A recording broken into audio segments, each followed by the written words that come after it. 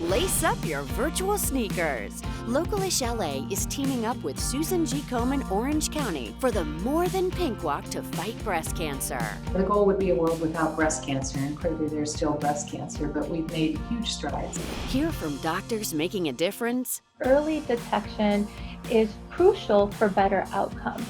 And from survivors sharing their stories. I was raising my 2-year-old and my 8-year-old on my own.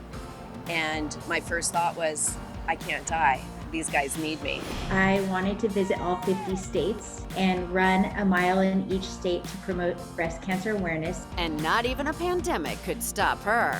Localish LA Susan G. Komen edition starts right now. Hello and welcome to this special edition of Localish LA. I'm Giovanna Lotta. And I'm Colleen Sullivan.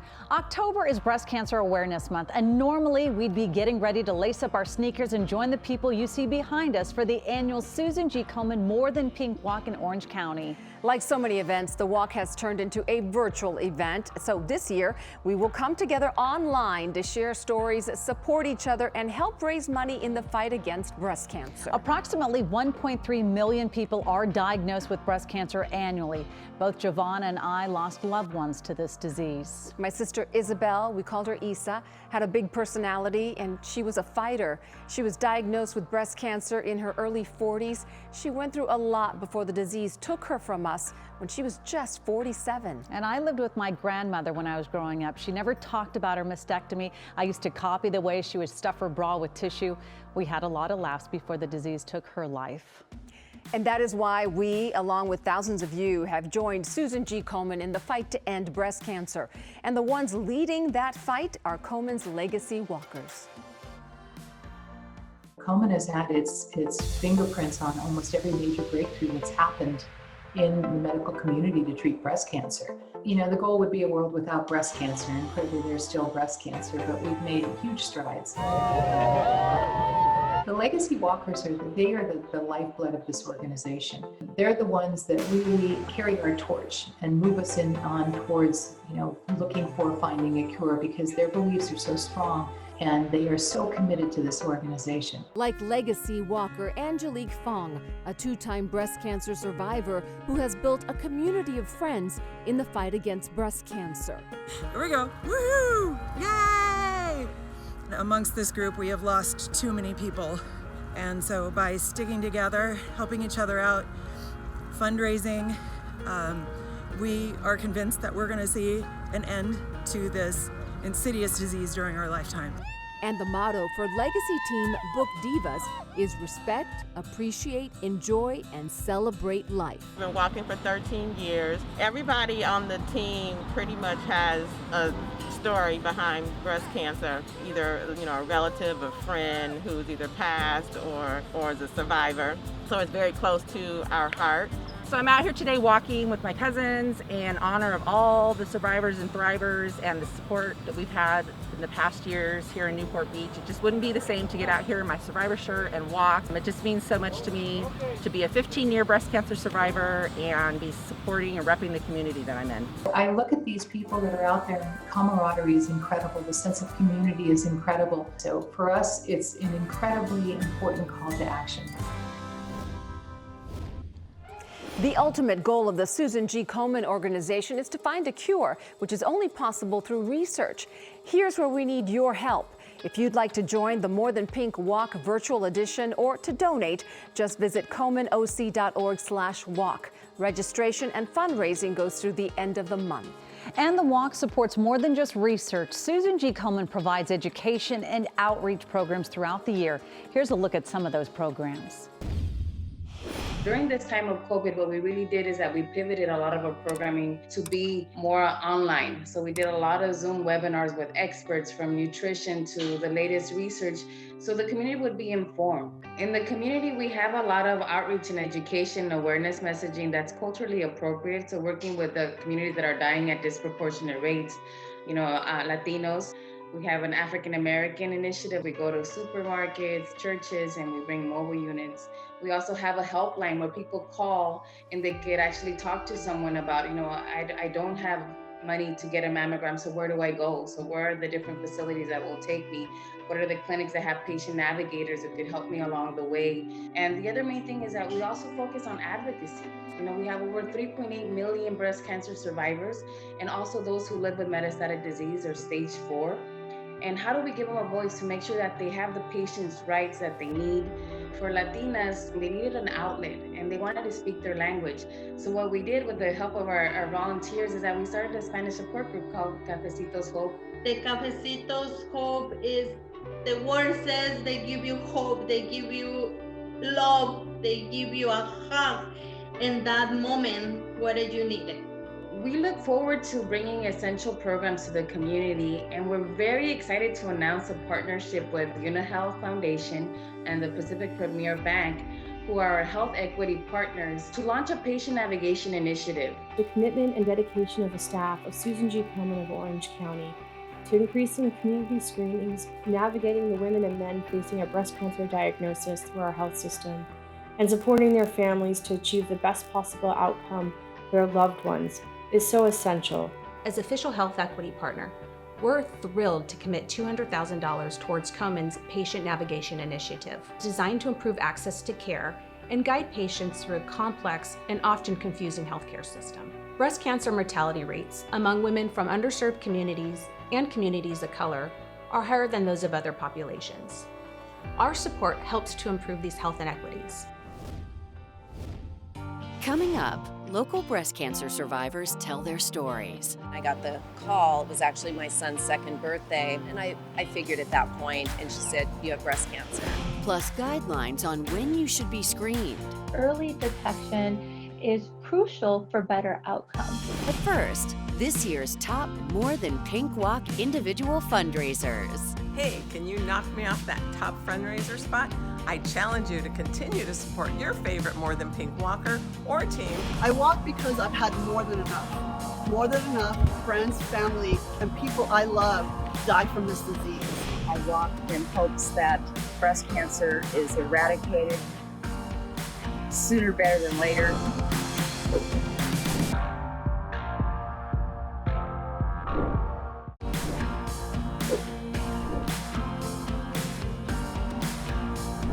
Thank you to these top sponsors of the Susan G. Komen Orange County More Than Pink Walk. The director of the National Cancer Institute recently highlighted some alarming data showing the number of women getting mammograms dropped at the start of the pandemic from about 9,000 to fewer than 600 a week. Now, with safety measures in place, medical experts are encouraging women to get back on track with breast screenings and more. Here's Dr. Samina Ahmed with Kaiser Permanente Orange County. I literally tell my patients, you know your breast best. Each individual woman should be comfortable and in tune with her breast, the contour, the texture, the feel. Early detection is crucial for better outcome. When I think about being proactive in terms of breast cancer health, I really think about what are the risk factors that are under our control. And so one of those things is to maintain a healthy weight. The second thing I would say is to focus on physical activity. And the third factor is limiting alcohol intake and consumption. There are some factors not in our control, but for the factors that are in our control, we can really make it a priority to optimize those things. That's only going to help. Over the last few years, we've actually decreased breast cancer mortality rate. And what I would hate to happen, or an added tragedy on top of everything else with this pandemic, is to reverse that progress. So I am imploring everyone who is due to really pick up that phone, make that appointment. Now to two women who know the importance of those screenings, especially self-exams. Jackie Ruddy and Sharon Francis are breast cancer survivors. Here are their stories of hope and recovery. The first time I was diagnosed was in 2011, and I happened to find a lump. I just was laying in, watching TV, had my hand in a certain spot, and I felt something. I really had no knowledge of breast cancer. I just started doing a self-check thinking, well, I hadn't done it in a while, and I noticed the lump, and so that's when it happened. I got the call. It was actually my son's second birthday, and I figured at that point, and she said, "You have breast cancer." I found out while I was at a restaurant. My daughter was inside taking an order. I got a phone call. It came out of left field. I was raising my 2-year-old and my 8-year-old on my own, and my first thought was, I can't die. These guys need me. It was very scary, and it was very exasperating. The first thing that Komen gave to me was a sense of not being alone, a sense of what to ask, what do I want to know, and a sense of hope. I was supported by Susan G. Komen from the beginning. They provided lots of support and resources and mentoring. The first time I had cancer was in 2011, and I got 4 years, and then I was re-diagnosed. On September 22nd, I hit my 5-year marker. So I am 5 years since I was diagnosed with breast cancer and 2 years NED. I have no more treatments, and we just do checks. I have no evidence of disease. So NED is the term that's often used, no evidence of disease. So I guess for all purposes, I'm cancer-free. And I just live with the results of cancer. Such strong and courageous women to help support women like Jackie and Sharon and the programs Komen provides to help them in their fights. Go to komenoc.org/walk to make a donation. Coming up, how genetic testing is being used in the fight against breast cancer. Plus, Hollywood stars fighting the battle both on and off camera. I found the lump, and then like a week later, we got the script for the episode where Jane finds a lump. But first, this year's top More Than Pink Walk team fundraisers. I do encourage everyone to continue to fight the fight against breast cancer and keep thinking pink. This event is a great way to bring people together that have been touched by breast cancer or simply want to make a difference.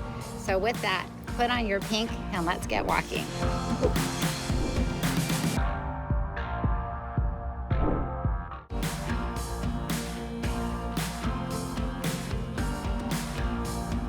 Thank you to these sponsors of the Susan G. Komen Orange County More Than Pink Walk. Thank you so much for joining us for this special Susan G. Komen edition of Localish LA.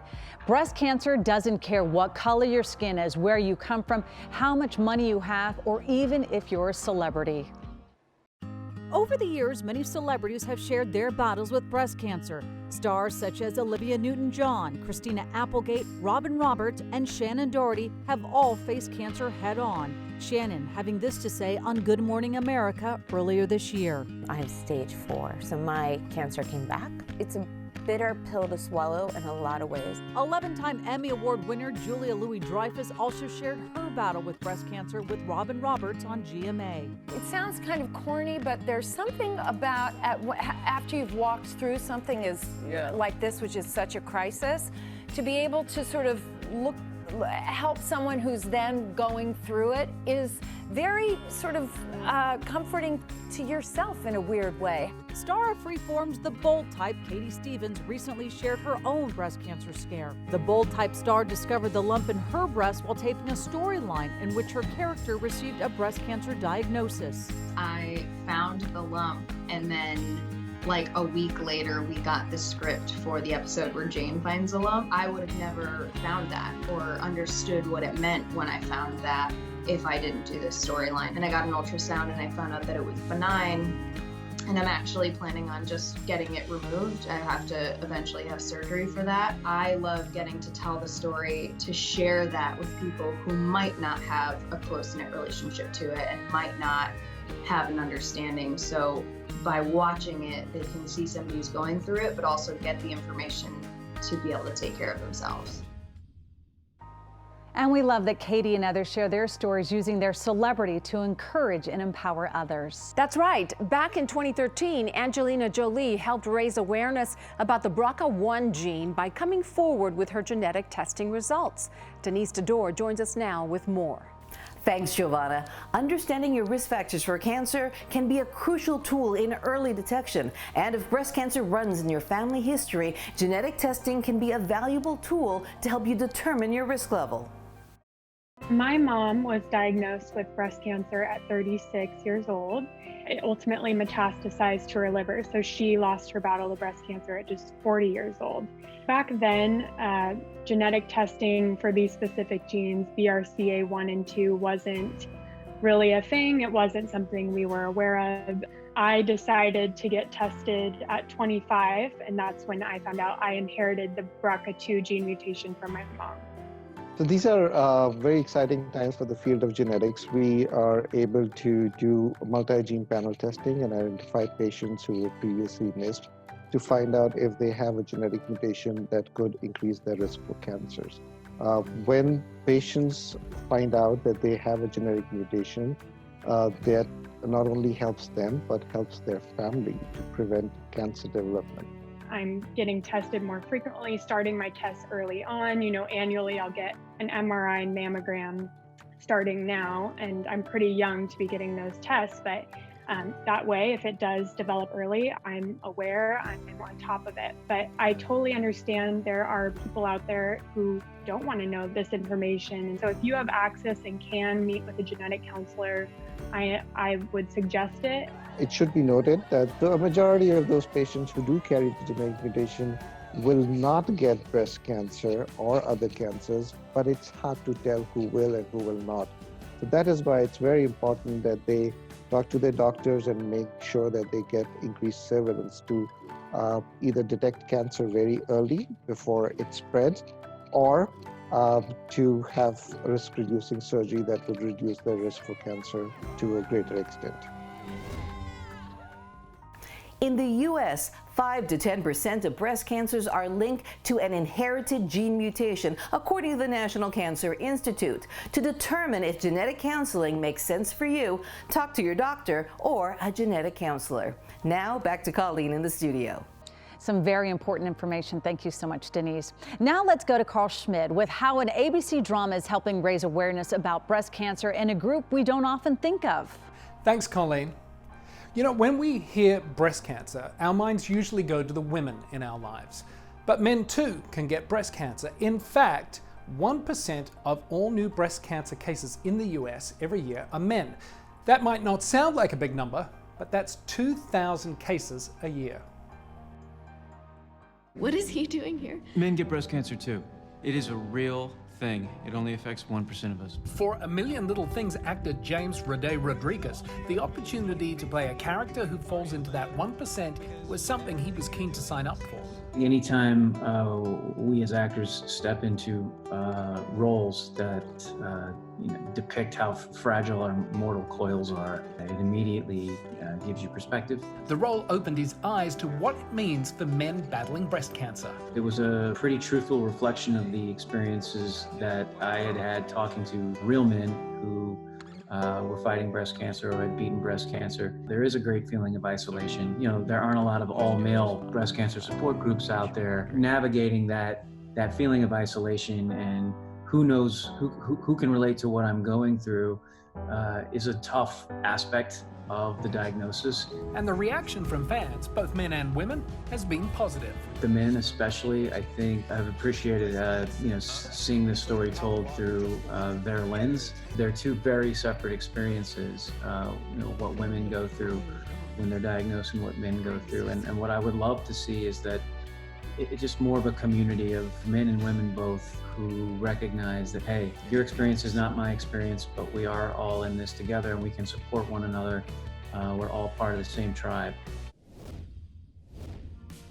I love that message. We are all part of the same tribe. By the way, you can catch an all-new season of Million Little Things premiering right here on ABC, Thursday, November 19th.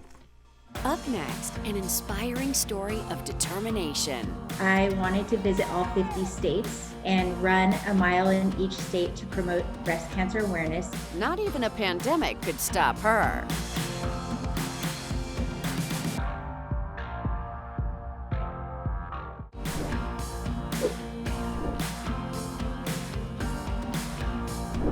Thank you to these additional sponsors of the Susan G. Komen Orange County More Than Pink Walk. Laguna Beach resident Cheryl Kolberg is a breast cancer survivor. For her 50th birthday, she wanted to run a mile in each of the 50 states to raise awareness. Well, the pandemic stopped her from traveling to each state, but she has figured out a way to still do it virtually. I was diagnosed with breast cancer in 2018, and in August I started treatment, and I finished treatment in December of last year, so I'm cancer-free, doing great, and feeling good. For my 50th birthday, I wanted to visit all 50 states and run a mile in each state to promote breast cancer awareness, since I'm a recent breast cancer survivor. But COVID hit, so I wasn't able to do that. But I decided to do it via Zoom. So fortunately, I was able to find one person from every state to help me run 50 miles in 50 days in 50 states virtually to raise awareness for breast cancer, and I call it 50 for the Cure. So I was a runner before I had breast cancer. I've always been a runner my whole life, on the track team and everything. And I was in treatment for 15 months, and there were a lot of days when I literally couldn't even get out of bed because of chemo. And once I was done with my treatment, it was really important for me to get back to running to feel a sense of normalcy and recovery. 1 in 8 women will be diagnosed with breast cancer. And I really wanted to push the point of early detection through getting your mammograms on time and doing your self-exams, because with early detection, there's a 98% survival rate. And the other reason I wanted to do it was to reach women who are currently in treatment for breast cancer and let them know that I've been in their shoes. I know what it's like not to even be able to get out of bed, but I wanted to give them hope and show them that they will be fine and they will be in my shoes out running again someday. So inspiring. Remember, there is still lots of time to donate to the Susan G. Komen Orange County More Than Pink virtual walk. That's right. Just go to komenoc.org/walk to make a donation or to join the virtual walk taking place October 31st. Thank you so much for joining us. Have a great night, everyone.